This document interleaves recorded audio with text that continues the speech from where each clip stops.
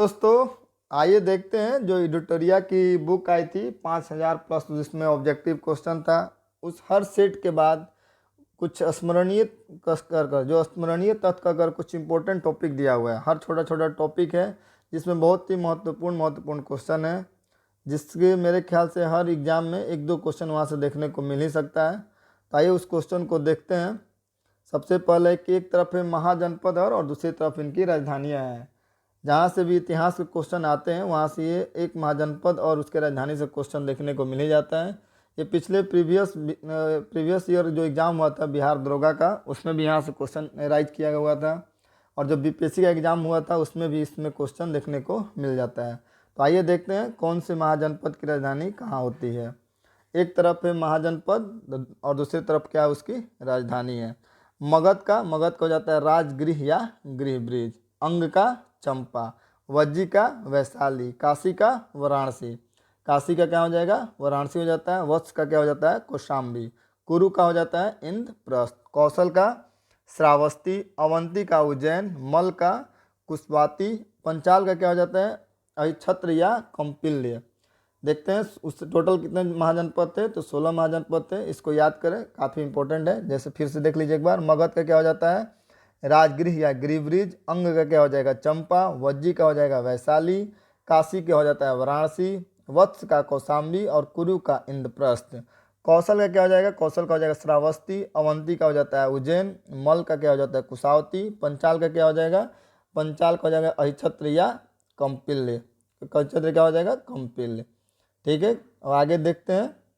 उसके बाद है चेदी। चेदी का क्या होता है, चेदी का हो जाएगा शक्तिमती और मत्स्य का विराटनगर। चेदी का देखिए शक्तिमती और मत्स्य का हो जाएगा विराटनगर। सूरसेन का मथुरा और गंधार का हो जाएगा तक्षशिला। इधर देखिए अस्मक का पोटली, कंबोज का हाटक, कुरु का इंद्रप्रस्थ और वत्स का कौशाम्बी।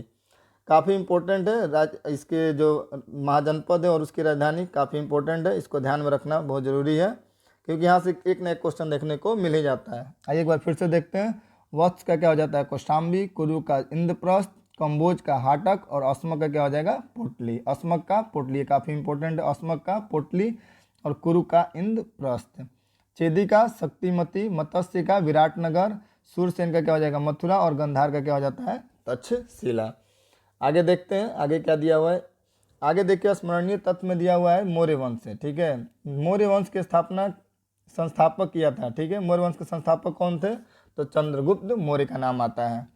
ठीक है, जस्टिन ने चंद्रगुप्त मौर्य को सेंड्रोकोटस कहा है। आता है क्वेश्चन में कि सेंड्रोकोटस से चंद्रगुप्त मौर्य को किसने कहा है, तो ये जस्टिन ने कहा है। आगे देखते हैं। मुद्रा राक्षस में चंद्रगुप्त मौर्य के लिए वृषल शब्द का प्रयोग किया गया है। तो वृषल शब्द का प्रयोग किसके लिए आता है, तो चंद्रगुप्त मौर्य के लिए। चाणक्य चंद्रगुप्त मौर्य के प्रधानमंत्री थे। चाणक्य कौन थे, तो चंद्रगुप्त मौर्य के प्रधानमंत्री थे। मौर्य वंश की स्थापना में इनका काफ़ी बड़ा योगदान है। आगे देखते हैं। चाणक्य द्वारा लिखित अर्थशास्त्र। आता है क्वेश्चन, अर्थशास्त्र पुस्तक के रचयिता कौन है, तो चाणक्य हो जाते हैं। अर्थशास्त्र पुस्तक का संबंध किस चीज़ से है, तो इसका संबंध होता है राजनीति से। नाम भले ही किताब का अर्थशास्त्र है, लेकिन इसका संबंध किस चीज़ से है, तो राजनीति से है। चंद्रगुप्त ने 305 ईसा पूर्व में सेल्यूकस निकेटर को हराया था।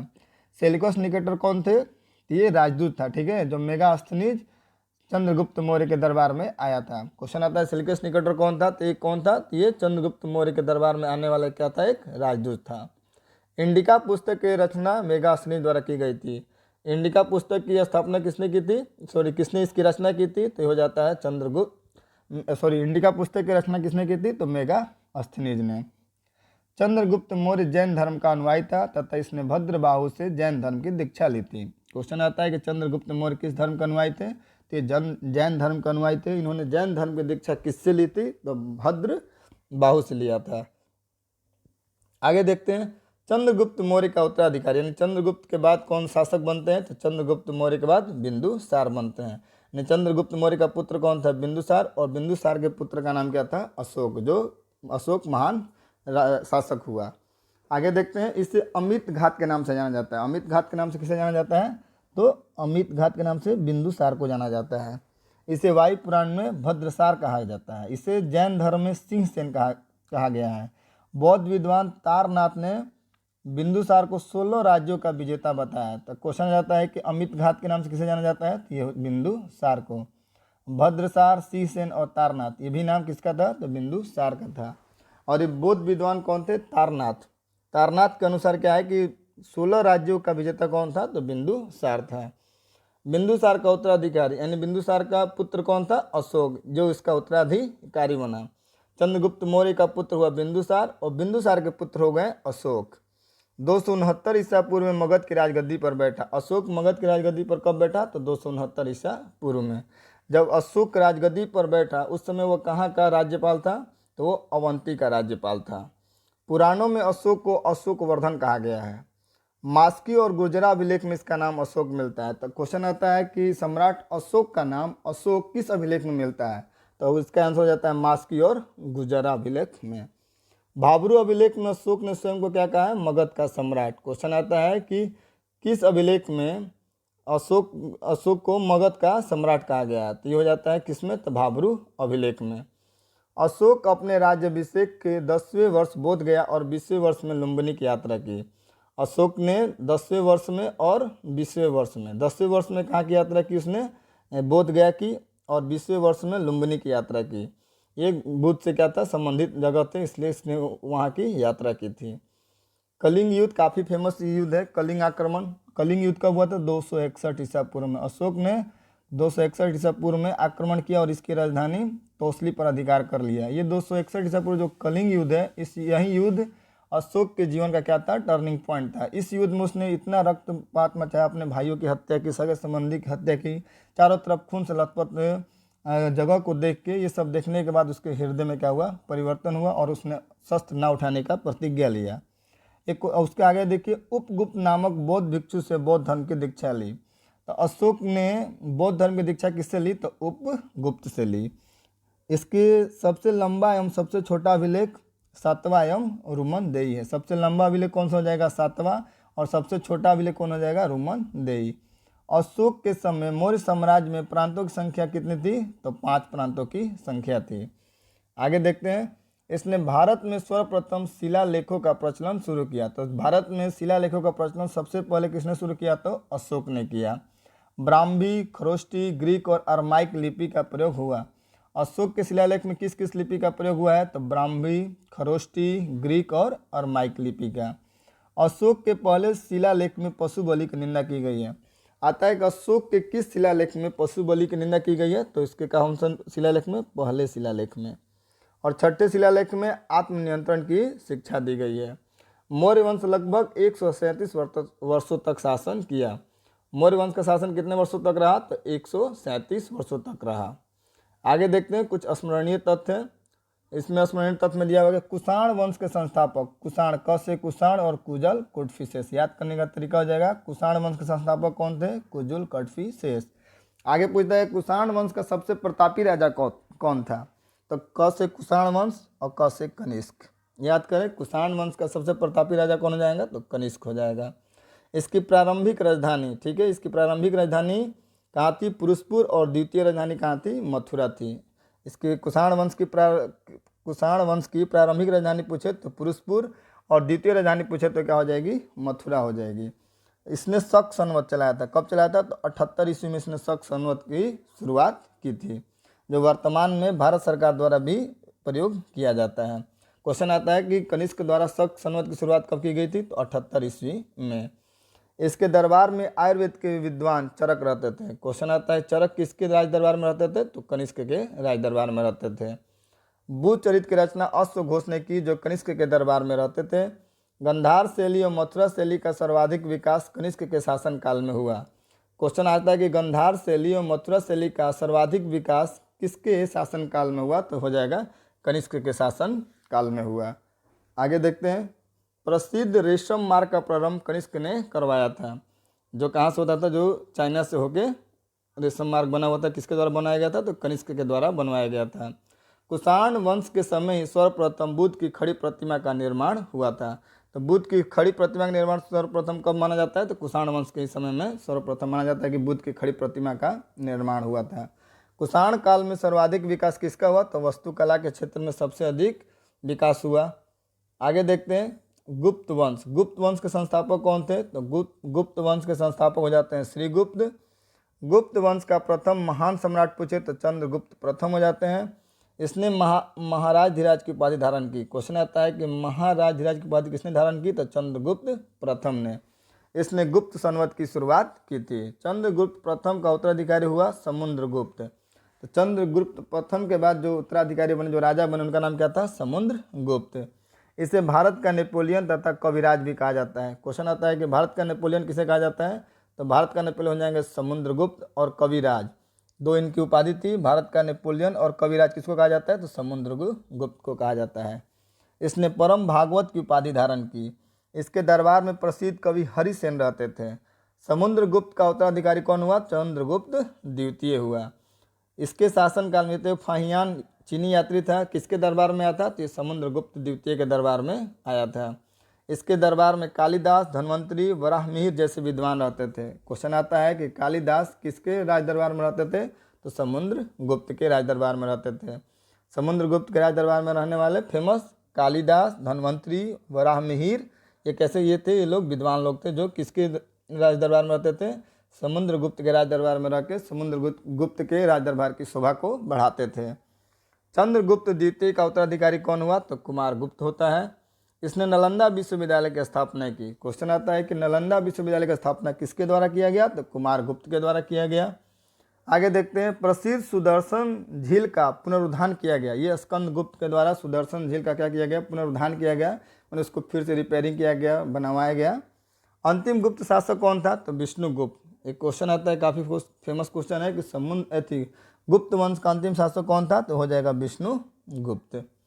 आगे देखते हैं, पल्लव वंश का संस्थापक था। पल्लव वंश का संस्थापक कौन हो जाता है? तो पल्लव वंश का संस्थापक हो जाएंगे श्री विष्णु। आएगा कि पल्लव वंश का राजधानी कहाँ थी? तो कांचीपुरम थी। मतविलास प्रहसन के लेखक महेंद्र वर्मन प्रथम इसी वंश से संबंधित हैं। महेंद्र वर्मन प्रथम का संबंध किससे हो जाता है? तो पल्लव वंश से हो जाता है। महाबलीपुरम के एकासम यानी रथ मंदिर का निर्माण करवाया था किसने? तो नरसिंह वर्मन प्रथम ने करवाया था। महाबलीपुरम में जो एक रथ होता है उसका निर्माण किसके द्वारा किया गया था? तो नरसिंह वर्मन प्रथम के द्वारा किया गया था। इसने वत्पिकुंड की उपाधि धारण की। आता है क्वेश्चन कि वत्पिकुंड की उपाधि किसने धारण की? तो नरसिंह वर्मन प्रथम ने। आगे कांची स्थित कैलाश मंदिर का निर्माण करवाया था। किसने करवाया था? तो नरसिंह वर्मन द्वितीय ने। किसने करवाया था? तो नरसिंह वर्मन द्वितीय। क्या नाम है? कांची में जो स्थित है कैलाश मंदिर का निर्माण किसने करवाया था? तो नरसिंह वर्मन द्वितीय ने। प्रसिद्ध पुस्तक 10 कुमार चरित्र के लेखक दंडी इन्हीं के दरबार में रहते थे। 10 कुमार चरित्र के लेखक कौन हो जाते हैं? दंडी। किसके दरबार में रहते थे? तो नरसिंह वर्मन द्वितीय के दरबार में रहते थे। आगे देखते हैं, चोल वंश के संस्थापक थे। ठीक है, चोल वंश के संस्थापक कौन हो जाएंगे? तो विजयालयन हो जाएंगे। आएगा क्वेश्चन कि चोल वंश के संस्थापक कौन थे? तो हो जाएगा विजयालय। इस चोल वंश की राजधानी कहाँ थी? तो तंजौर में थी। इस वंश के शासक राज प्रथम ने पहली बार श्रीलंका पर क्या किया था? आक्रमण किया। इस साम्राज्य का सर्वाधिक विस्तार राजेंद्र प्रथम के शासनकाल में हुआ था। चोल वंश का विस्तार सबसे अधिक किसके शासनकाल में हुआ? तो राजेंद्र प्रथम के शासनकाल में हुआ। राजेंद्र प्रथम ने गंगईकोंड चोल की उपाधि धारण की थी। क्वेश्चन आता है कि गंगईकोंड चोल की उपाधि किसने धारण की? तो राजेंद्र प्रथम ने। स्थानीय स्वशासन इस वंश की क्या थी? प्रमुख विशेषता थी। प्रसिद्ध नटराज मूर्ति का संबंध इसी वंश से है। क्वेश्चन आता है कि स्थानीय स्वशासन सबसे ज़्यादा कहाँ फेमस थी? तो हो जाता है चोल वंश में। चोल वंश की क्या थी? ये जो नदी और समुद्र का जो क्षेत्र था उसमें, और स्थानीय स्वशासन में क्या थे? ये लोग काफ़ी आगे थे। राष्ट्रकूट वंश के संस्थापक थे तो दंती दुर्ग। राष्ट्रकूट वंश के संस्थापक कौन थे? तो दंती दुर्ग थे। इस वंश की राजधानी कहाँ थी? तो मान्यखेट इसकी क्या थी? राजधानी थी। इस वंश के प्रमुख शासक कौन कौन से हुए थे? कृष्ण प्रथम हुए, कृष्ण द्वितीय और अमोघ वर्ष हुए। एलोरा के प्रसिद्ध कैलाश मंदिर का निर्माण कृष्ण प्रथम ने करवाया था। क्वेश्चन आता है कि एलोरा का प्रसिद्ध कैलाश मंदिर का निर्माण किसके द्वारा किया गया था? तो कृष्ण प्रथम के द्वारा करवाया गया था। त्रिपक्षीय संघर्ष में इस वंश के शासक ध्रुव ने कन्नौज पर क्या किया? अधिकार करते हुए पाल वंश तथा प्रतिहार वंश के शासकों को पराजित किया। यह भी क्वेश्चन आता है त्रिपक्षीय संघर्ष में कौन कौन से थे? तो पाल वंश, प्रतिहार वंश। इसमें क्या किया, दोनों शासकों को क्या क्या क्या किया गया था, कनौज पर अधिकार करने हेतु किस पे, पाल और प्रतिहार को क्या किया गया था, हराया गया था। आगे देखते हैं, प्रसिद्ध कन्नड़ पुस्तक कवि राजमार्ग की रचना अमोघ वर्ष ने किया था। कवि राजमार्ग की रचना किसने की, अमोघ वर्ष, किसके द्वारा, अमोघ वर्ष के द्वारा। आगे देखते हैं, पाल वंश के संस्थापक थे, पाल वंश के संस्थापक हो जाते हैं गोपाल, पाल वंश के संस्थापक हो जाएंगे गोपाल। पाल वंश की राजधानी कहाँ थी, मुंगेर, जो बिहार में पड़ता है। प्रसिद्ध औदंतपुरी विश्वविद्यालय की स्थापना गोपाल ने की थी। प्रसिद्ध औदंतपुरी विश्वविद्यालय की स्थापना किसने की, तो गोपाल ने की। इस वंश के शासक देवपाल ने औदंतपुरी में बौद्ध मठ का निर्माण करवाया था। देवपाल ने जावा के शैलेंद्र वंशीय शासक बालपुत्र देव के अनुरोध पर नालंदा में बौद्ध विहार का निर्माण हेतु 5 गांव क्या किया था, दान में दिया था। किसने 5 गांव दान में दिया था, तो बालपुत्र देव के अनुरोध पर नालंदा में किसने दिया था, शैलेंद्र वंशीय शासक बालपुत्र देव के अनुरोध पर नालंदा में बौद्ध विहार के निर्माण हेतु 5 गांव क्या किया गया था, दान में दिया गया था। किसके द्वारा, तो देवपाल के द्वारा। गीत गोविंद के लेखक जयदेव, आता है क्वेश्चन, गीत गोविंद के लेखक कौन हो जाएंगे, जयदेव। किसके दरबार में रहते थे, तो ये लक्ष्मण सेन के दरबार में रहते थे। लोहार वंश की स्थापना संग्राम राज ने। आगे देखते हैं, प्रसिद्ध राजतरंगिणी क्या होता है, कलहन की राजतरंगिणी, किसके द्वारा, तो ये कलहन द्वारा राजतरंगिणी। इसमें किसकी लिखी गई है, इसमें क्या होता है, जम्मू कश्मीर के इतिहास के बारे में लिखा गया है। इस तरह जो कुछ सेट के बाद जो स्मरणीय तत्व जो इम्पोर्टेंट लगा उसको हमने एक जगह कलेक्ट करके वीडियो बनाने का कोशिश किया है। आगे कोशिश करेंगे जो आगे हो जाएगा वो 10 से 20 चैप्टर, जो 10 से 20 सेट है उसमें जो स्मरणीय तत्व हैं उनका वीडियो बनाकर अपलोड किया जाएगा। टोटल इसमें 100 सेट हैं, हर सेट के बाद कुछ ना कुछ स्मरणीय तत्व दिया गया है जिनको कोशिश किया जाएगा 10 से 11 वीडियो में समाप्त करने के लिए। अगर आपको यह हमारा प्रयास अच्छा लगता है तो आप हमारे चैनल को लाइक करें और हमारे चैनल को सब्सक्राइब करें और हमारे वीडियो को लाइक करें। आपका देखने के लिए बहुत बहुत धन्यवाद।